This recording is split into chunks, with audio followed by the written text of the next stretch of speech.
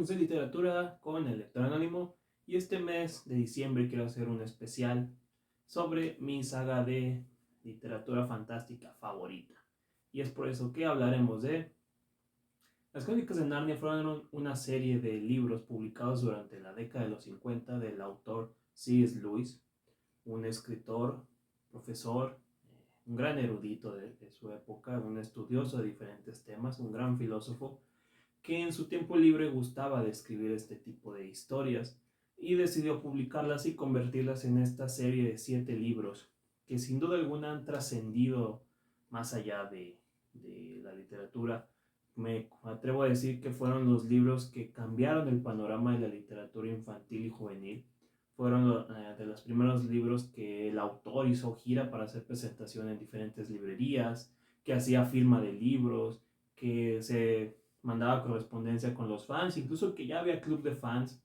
En algunas bibliotecas se juntaban los lectores para irlo leyendo y comentando el propio libro, cada uno de los que iban siendo publicados. Entonces, todo eso que hoy vemos, los fandoms, los fanart, todo este como mundo de la literatura infantil juvenil, que se nos hace muy novedoso, realmente C.S. Lewis ya digamos, lo había implementado cuando publicó sus libros allá por el 55. Y es por eso que este mes quisiera dedicarle un video a cada uno de estos libros, para hablar un poco de mis opiniones, de las reflexiones y de todo lo que me han marcado estas novelas. Y bueno, una cosa que es que Narnia no fue publicada en orden cronológico, salió un libro y después el siguiente y el siguiente, y cada uno tenía un orden no específico. De hecho, muchos lectores empezaron a preguntarle a C.S. Lewis: oiga, señor, ¿cómo es que se lee Narnia? Y él decía que no había un orden específico, pero después, ya cuando se publicaron todos los libros, sí se le dio digamos, una lista cronológica, que es la que voy a tomar para publicar estos videos. Y empezamos con El sobrino del mago. Es el primer libro de Narnia, no el primer publicado, pero literalmente es el origen de este mundo. La historia gira en torno a Diggory, un pequeño niño que vive con sus tíos porque su madre cayó enferma a principios del siglo pasado, o más bien creo que a finales del siglo antepasado, del siglo XIX.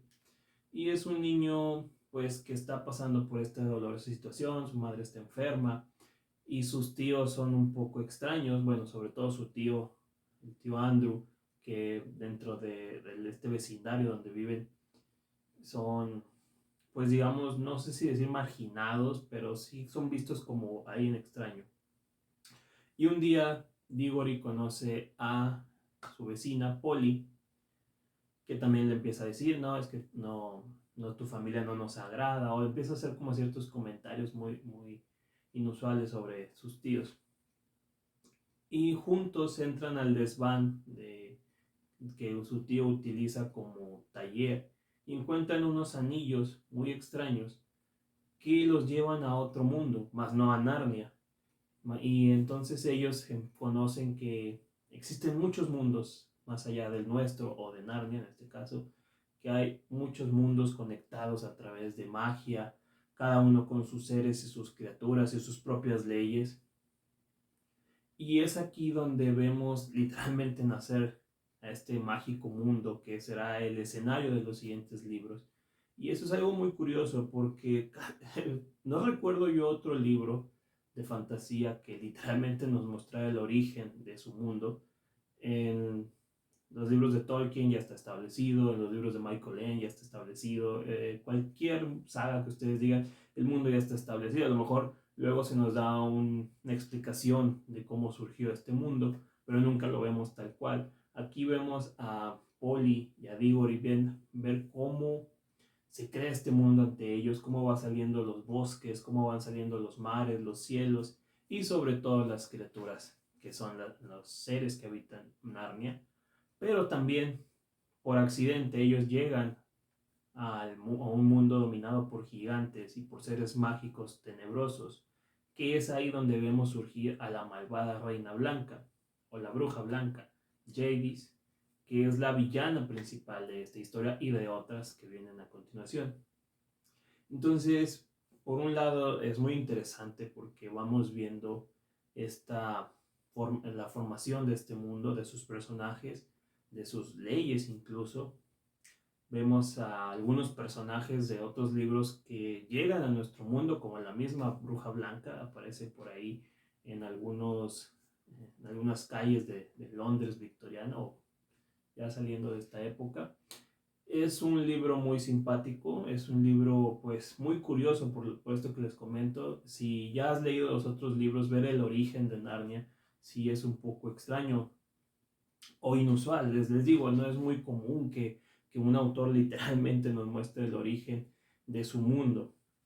Me agrada el libro, es muy sencillo de leer, creo que es de los libros con menos acción de la saga, pero no por eso es aburrido. No hay como un gran clímax, no hay como una gran aventura como si lo hay en los siguientes, pero los personajes y pues, lo que está contando es muy de los cuentos de hadas. C.S. Lewis era muy fanático de ellos, tiene de hecho incluso en sus estudios tenía algunos escritos inspirados en los cuentos de hadas. Él decía que eran, pues lo que ya hemos comentado por aquí, el primer acercamiento de los niños hacia los mitos, hacia la fantasía, hacia eh, todo la imaginación, por ejemplo. Entonces aquí tenemos dos puntos muy clásicos, ¿no? Niños y brujas, que era muy común. Lo podemos tomar de Hansel y Gretel, por ejemplo.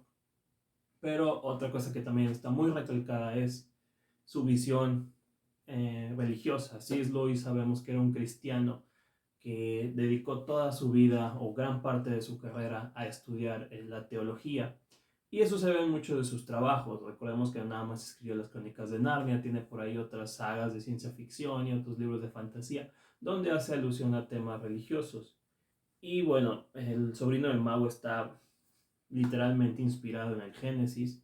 Obviamente la referencia más directa es el origen del mundo, pero también está ahí el tema de la tentación, el tema de Adán y Eva con estos personajes que fueron tentados, estaban en un mundo paradisiaco y cayeron en la tentación, y esto provocó los males que luego llegaban a Narnia y a nuestro propio mundo también. Entonces, por ese lado, está muy presente lo que C.S. Lewis tomaba de inspiración al momento de plasmar sus obras. Y eso es lo que a muchos lectores de repente les molesta, este lado tan religioso que él tenía, esta visión tan cristiana, que bueno, a mí personalmente no me desagradó, no, nunca lo he visto como algo que estorbe a estos libros. De hecho, la presencia religiosa está directa o indirectamente ligada a muchos relatos del mundo occidental. Pueden leer muchos libros, muchos cómics, muchas películas y van a encontrar referencias directas a la Biblia o a los mitos del cristianismo. Y no está mal. Al final de cuentas, su influencia está presente en muchas cosas y no está mal si lo usan. Creo que a veces el problema de algunas historias es que lo recalcan demasiado y por eso termina de verse burdo, como ya he comentado en otros libros. Entonces yo no le veo mucho problema a eso. Realmente Narnia, aunque está presente en casi todos los libros, o mejor dicho, está presente en casi todas las historias, nunca ha sido para mí un problema. Creo que se puede sobreentender, es decir, puedes leerlo desde la visión religiosa, pero eso no evita que entiendas también el lado fantástico que está contando el autor en su obra. Y son unas novelas muy divertidas y muy agradables en cuestión de fantasía. Y este libro, pues les digo, me gusta. También hace mucha referencia a otros de los libros que veremos más adelante. Vemos el origen de muchos de los elementos clásicos de Narnia. Vemos ahí la presencia de algunos personajes que después tendrán más desarrollo. Vemos la llegada de Aslan, este poderoso león que será el personaje más importante de las novelas, aunque aquí no ahonda tanto en su presencia. Ya después iremos viéndolo más y más y más. Entonces, El sobrino del mago me parece un buen inicio de una saga. Vemos un buen origen, vemos buenos personajes, vamos viendo y descubriendo todo lo que se nos presentará después. tiene buenos momentos, tiene unas escenas que les digo, a lo mejor no es mucha acción como sí estará en otras las novelas, pero me agrada, es un libro que es, digamos, es un bonito homenaje a los cuentos de hadas, es un bonito homenaje a estos relatos infantiles de los que Luis también era muy fanático, tiene amplia experiencia y tiene muchas reflexiones sobre libros que le gustaban leer de niño, que al final de cuentas también le sirvieron de inspiración para su obra. Y creo que vale mucho la pena, engancha muy bien cuando lo lees. Yo siento que se disfruta más si has leído ya varios libros de la saga y luego encuentras esto. Al final de cuentas es una precuela. Fue el cuarto libro en ser escrito y publicado. Entonces, no sé, si se lo van a regalar a un niño como primera opción que nunca ha leído a nadie, creo que puede ser una lectura muy amena. Pero si ya ha leído otros y le regalan este, creo que lo va a disfrutar un poco más por todo lo que es ir descubriendo el origen de Narnia. Como fanático me gustó mucho, lo disfruté y creo que es una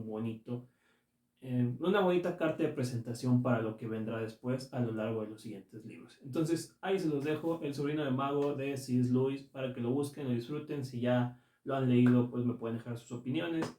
Ya saben que es bien recibido todo lo que me escriban, comentarios, recomendaciones, críticas, hasta el hate. Y bueno, yo me despido. La próxima semana tendremos otro lunes de literatura. Por cierto, en este especial voy a estar subiendo 2 videos por semana.